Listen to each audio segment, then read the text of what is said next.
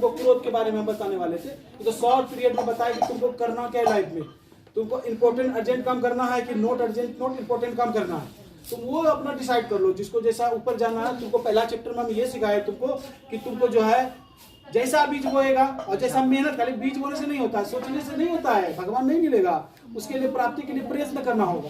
फूल माला चढ़ाने से भगवान थोड़ा मिल जाएगा, अच्छे कर्म करने से मिलेगा। तो बस वही बात है, 4 कॉन्सेप्ट तुम समझ गया। परमात्मा सब जगह बारिश एक समान कराती है, सब पे एक ध्यान देती है, लेकिन सब कोई गरीब को अमीर क्यों पैदा होता है? हम लोग को लगता है भगवान का दोष है, भगवान का दोष नहीं है। नहीं, पिता मन ईश्वर को पिता समझ लो, पिता का भी दोष नहीं है। एक बेटा पढ़ने पे जिसमें इसलिए ध्यान देता है, वो मेहनत कर रहा है। अब तुम साला गाड़ी पे घूमते रहेगा, तुमको काहे के लिए ध्यान देगा? कहेगा मेरा बाप दो नंबर काम करता है, उसके साथ अच्छा मेरे साथ गलत काम करता है, यही होता है रे। बाप को दोष देगा, भैया को दूसरे काम को मारता है, पीटता है, वो तुम्हारे भविष्य के लिए सोच रहा है। और सबसे बड़ा दुख परमात्मा जो है ना, माता पिता को यही दिया है कि बचपन में जब बच्चा पैदा होता है ना, तो सोचता है कि मेरा बेटा बहुत बढ़िया काम करेगा, हम लोग का नाम रोशन करेगा। लेकिन बड़ा होके वो कुछ गलत काम करता है तो उसको इतना तकलीफ होता है, इसकी कामना तुम नहीं कर सकते हो। जब तुम उस स्थिति में पहुंचोगे तब समझ में आएगा। तुम ही बताओ, जब तुम्हारा पेड़ यानी कि फल भी दे दे, उसका सड़ जाए तो क्या स्थिति होगा तुम्हारा? सीधा सा स्थिति वही समझो। तो अब माता पिता जो क्रोध होता है, पहले उस कॉन्सेप्ट को समझना होगा तुमको। देखो, हम लोग का व्यू है सबको जो है ना नॉलेज प्रदान करना, कि सही डायरेक्शन में सारा काम कर सके, 4 से ही स्टार्ट कर सके। ऐसे एक कहावत है कि माना कि सारा जहां गुलजार कर सके ना हम, माना कि सारा जहां गुलजार कर सके ना हम, सबको ठीक नहीं कर सकते हैं, लेकिन 2 खार कम कर दिए जहां से गुजरे हम। जहां से गुजर रहे हैं वहां 2-4 को ठीक कर सकते हैं कि नहीं? बस शुरुआत वहीं से होता है। अब उसी में से कोई अगर बवंडर निकला तो आगे की ओर ले जाएगा। कहानी यही है। तो मेन क्या है, हमारा माता पिता क्रोध करता है। कॉन्सेप्ट कहानी से समझाना होगा, ऐसे समझ में नहीं आएगा।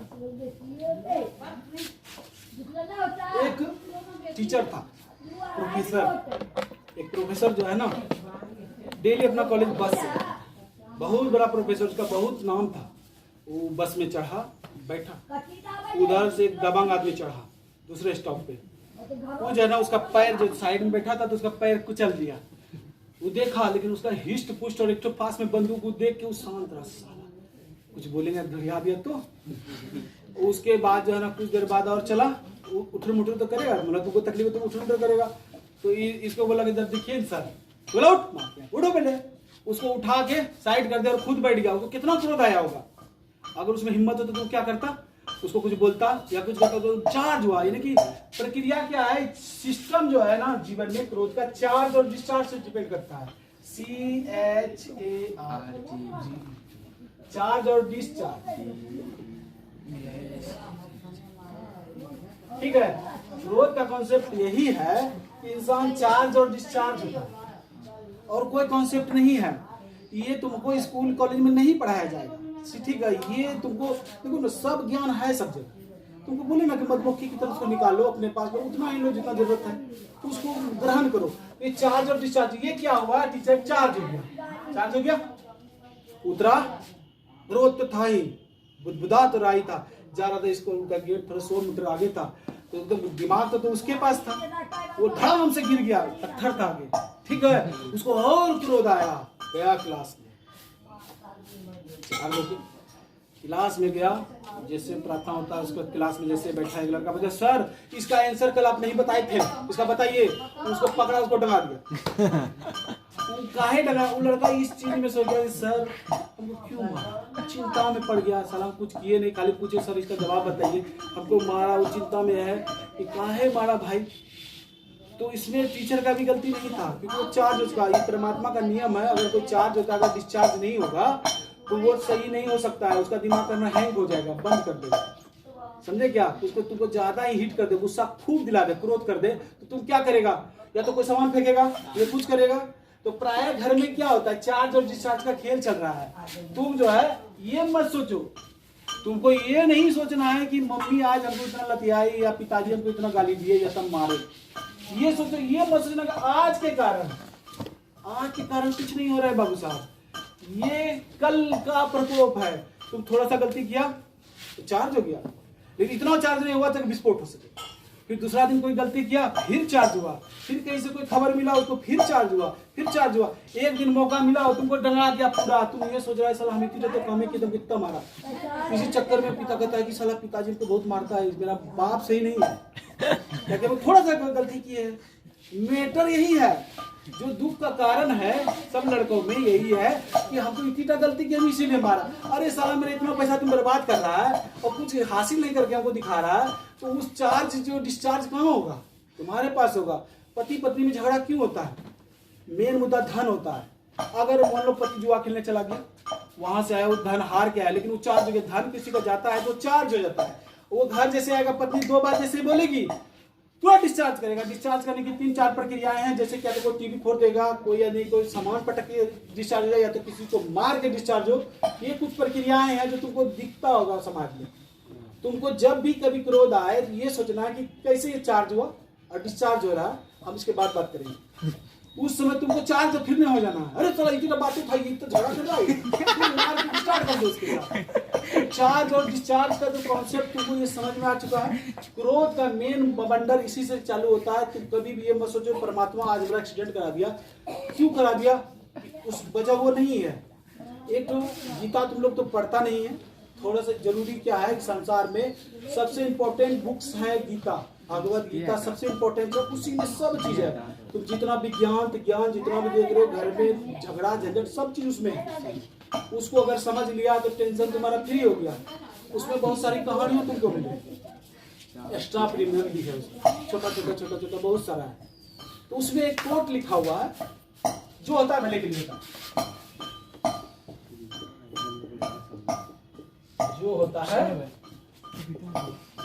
भले के लिए होता है। क्या होता है? भले के लिए होता है। और उसमें और भी होगा, जो होगा भले के लिए होगा। जो आज तुम्हारा था कल किसी और का था, परसों किसी और का हो जाएगा।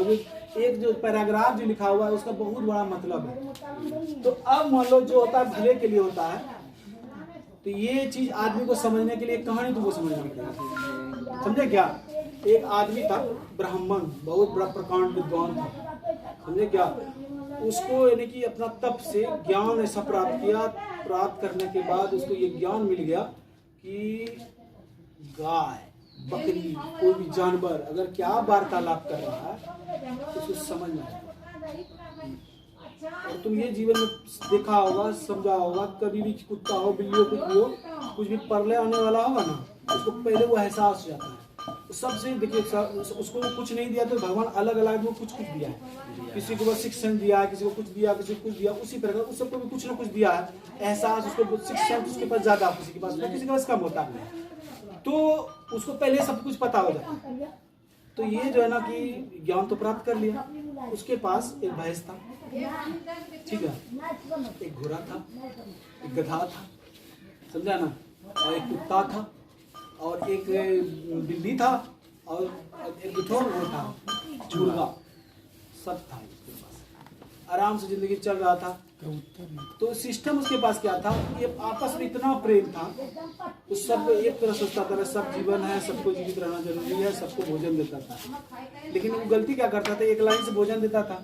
अब तुम बड़ी हो है तो पहले तुम चाहेगा ना हम खाएंगे, तो भैंस आता था हट मार के पहले वो खाता था, तब उसके बाद जो बचता था उसका सेकेंड स्टेप घोड़ा खाता था, उसके बाद गाय खाता था, उसके बाद गधा खाता था, उसी प्रकार उसके बाद कुत्ते का नंबर, फिर बिल्ली का, फिर आता था मुर्गे का नंबर, इधर उधर से। तो हुआ क्या कि एक बार गलती बस उससे कम भोजन वहां पे परोसा दिया, उसकी मैडम पंडिताइन उससे कम भोजन दे दी। अब जिसका जो बुताज है उतना तो खाएगा ही। तो इसी में दुखवा दुखी में जो है ना, कुत्ते को जो है कुछ मिला नहीं, तो बिल्ली तर वो किसी तरह एडजस्टमेंट किया, लेकिन उसका भी पेट भरा नहीं। समझे क्या? बोला है भाई देखो चीज आजकल है मलकान जो मारा कम भोजन दे, हमारे कुछ मिल ना करीब, बहुत दिक्कत वाला बात है। आपस में बात कर रहा था, उधर से पंडित आया, वो सुना, वो समझ लिया, समझे ना, उस समझ गया कि लोग बात कर रहा है कुछ। तो उसी में से वो बिल्ली वाला कह रहे कोई बात नहीं रे ना, कल परसों भैंसिया मरता है, जला है ओकरो बाद ये खाना मिलता है, हम रेस्ट बे तब का पेट से में तक खा जाएगी। समझे? वो सुन लिया तो उसको लगा कि ना ये लोग जो सोचता है रियल में होता है, शास्त्रों में भी वो पढ़ा था। तो वो गया दूसरे दिन जब परसों मरेगा ना तो भैंस को बेच दो। अब भैंस दूसरे के यहाँ गया, सलाम मर गया, वो का सलाम को बाद 1000 रुपये, उसमें बहुत महंगाई समझ लो, जो भी समझ लो। तो 1000 रुपया में यानी कि उसका मेरा बचत हो गया, तो साला इसको साल भर में कमाते ही ये पैसा। देखो मेरा ज्ञान का कितना फायदा है। तब दूसरे दिन भोजन जब उसका बीबी सोचा कि साला भैंसिया तो है नहीं, तो इसको जो है ना भोजन थोड़ा सा कम देते हैं। तो ये लोग तो था कि मजे में कितना भोजन देगा, साला वो जितना देता तो उससे कम कर दिया। अब जो है ना जो बॉस था घोड़ा, वो अपना पहले पेट भरता था, तब किसी को उसमें सट नहीं देता था। इस बहाने तो घोड़ा भी तब 1-2 दिन बीता, फिर वो बात कर रहा था, साला सही से भोजन नहीं मिला, चलो भाग यहाँ से, बिल्ली बोला यहाँ नहीं, इसको फायदा नहीं, चलो भाग। नहीं बे टेंशन का दिल ले जाए, अब परसों जी नहीं, अब घोड़वा मरता है और घोड़ा अगर मरते नहीं और बात हमारे से टाइम से नहीं, टेंशन तो कति ले जाए। तो वो जो है दूसरा दिन जो है सुन लिया, वो जाके फट से जाके उसको बेच के आ गया। ठीक है, तो रियल में जिसके जो घोड़ा खाता साला मर गया, कहे देखा हम जीनियस हूँ भाई। फिर तीसरा दिन यानी कि अब और कम बोताज कर दिया। तब उसके बाद जो है ना कि गाय और गधा ही सब चट कर जाता था, उसको कुछ मिलता नहीं, कुत्ते को मिलता था नहीं, बिल्ली को नहीं, मुर्गे को, किसी को कुछ नहीं मिल रहा है। तब जो है ना कि साले तो बहुत अच्छा, चलो यार छोड़ो भैया कोई फायदा नहीं। तो बोला कि नहीं, इसला है गैया और गधबा दोनों कल मरते मारो परसों, समझला है। ओकरा बात हमारे राजी है तो कुछ खेबे नहीं करते, भेजते हम नहीं खेता रहे, टेंशन कर ले। तो उसके बाद जो वो दोनों को फिर जाके बेच आया, थर्ड अटेम्प्ट में वो सबको बेच आया, कि रियल में वो मर गया। अब दूसरे दिन अब ये सोचा साला कुत्ता को क्या दें, बिल्ली को क्या दें, कुत्ता को देना दिया नहीं, एक दिन नहीं दिया भोजन। ये लोग कहे भाई तो बहुत परेशान हो गए भाई, मैं तो गलत बात हो गई भाई। तो उसी में कहते नहीं भाई चल यहाँ कोई चारा नहीं, जो कल दूसरा गाँव मारा कहीं कहीं कुछ व्यवस्था कर भाई, कोई फायदा नहीं चल रहा से, चल यहाँ सर है तो मलकान एकदम बेकार जो कुछ देवे नहीं कर जो खाए। तो यही उसको टेंशन होने लगा। तब उसी में से जो है ना बिलिया बोला चिंता नहीं करो, कल साला मरेगा पंडित बा, उसके बाद भोज होगा, भोज खा के चलेंगे। अब इसको तो मार काटा तो खून नहीं है। अब जो है ना पूरा बेचैन हो गया, अगर 3 बात सत्य हुआ तो ये भी बात सत्य होगा। और रियल में जो है पंडित उसकी मृत्यु हो गई। ठीक है, भोज जो वो तो खा के निकल लिया। जब ये परमात्मा के पास पहुंचता है, परमात्मा के पास पहुंचने के बाद ये सवाल करता है, ईश्वर हम इतना आपका तपस्या किए, इतना पूजा की, इतना ज्ञान प्राप्त किए, सब कुछ किए, लेकिन आप हमको इतना ज्ञान देने के बाद भी अकस्मात मृत्यु मेरा क्यों की?